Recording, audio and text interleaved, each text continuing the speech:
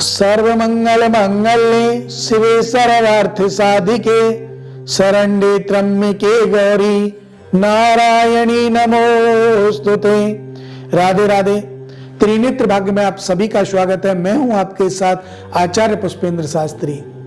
आज हम बात करेंगे नवरात्रि के चौथे दिन, चौथे नवरात्रे को किस देवी की पूजा की जाती है और किस विधि के अनुसार पूजा की जाती है, कारण क्या है, क्यों उनको हमें पूजा जाता है।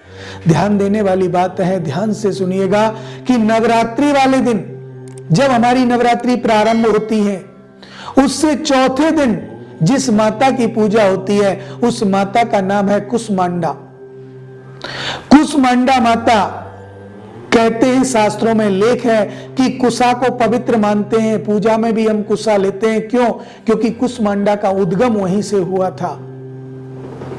कुष्मांडा माता ऐसा माना जाता है, शास्त्रों में लिखा हुआ है कि उनकी हंसी से, मां कुष्मांडा जब हंसती हैं, उनकी हंसी से ये पूरा ब्रह्मांड संचालित होता है।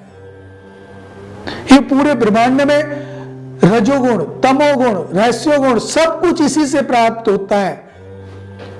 और मां कुष्मांडा के अष्टभुजाधारी माता शंख, चक्र, गदा, धनुष, बाण सभी इनके आठों हाथों में सुशोभित हैं, लेकिन आठवें हाथ में वरदान देने के लिए, मन वांछित फल भक्तों को देने के लिए आठवें हाथ में जप माला लिए हैं। आप जो संकल्प करके पूजा करते हैं, मां कुष्मांडा की पूजा करते हैं, उस माता ने अपने हाथ में, आठवें हाथ में एक माला ले रखी है, उसको आप अवश्य स्पर्श करें।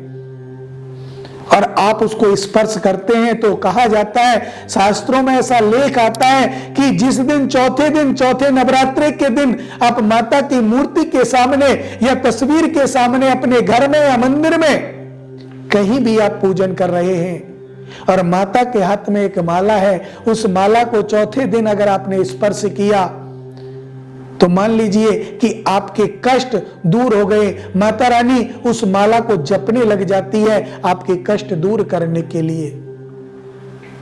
ब्रह्मवर्तिक पुराण में ऐसा लिखा हुआ है। और इसी के साथ साथ माता के व्रत को जो हम करते हैं, उनमें हम माता को फल के साथ भोग लगाया जाता है और वो फल अनार का होता है। कैसे भोग लगाएंगे? अनार को आप पहले छीलिए, उसके दाने निकालिए और उस दाने को थोड़ी सी अग्नि करके 5 बार चम्मच के द्वारा 2-2, 4-4 दाने का आप भोग लगाएं। लास्ट जब 5वीं चम्मच में आप भोग लगाते हो तो उसमें आप 2 लौंग डाल करके माता को भोग लगाएं, या आप प्रत्येक चम्मच में भी लौंग डाल सकते हैं, जोड़ा 1। इससे आपकी पूजा, प्रार्थना, भक्ति माता को समर्पित होती है और माता रानी की कृपा आपके ऊपर होती है। आप व्यापार करते हैं, नौकरी करते हैं, उसके लिए मां कुष्मांडा का व्रत विशेष शुभ है, आपको लाभ दिलाने वाला है। कार्य में सफलता प्राप्त करना चाहते हैं तो उसके लिए भी आपको लाभ दिलाने वाला है। धन व्यापार वृद्धि को बढ़ाने वाला है मां कुष्मांडा का व्रत।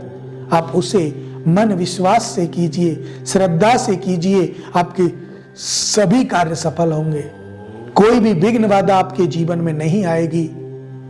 और आप सोचिए, अगर आपको देख करके माता की हंसी आ गई तो आपके 7 जन्म के कष्ट मिट जाएंगे, जिससे मां की कृपा आपके ऊपर पूर्ण होगी। अब मुझे दें इजाजत। राधे राधे।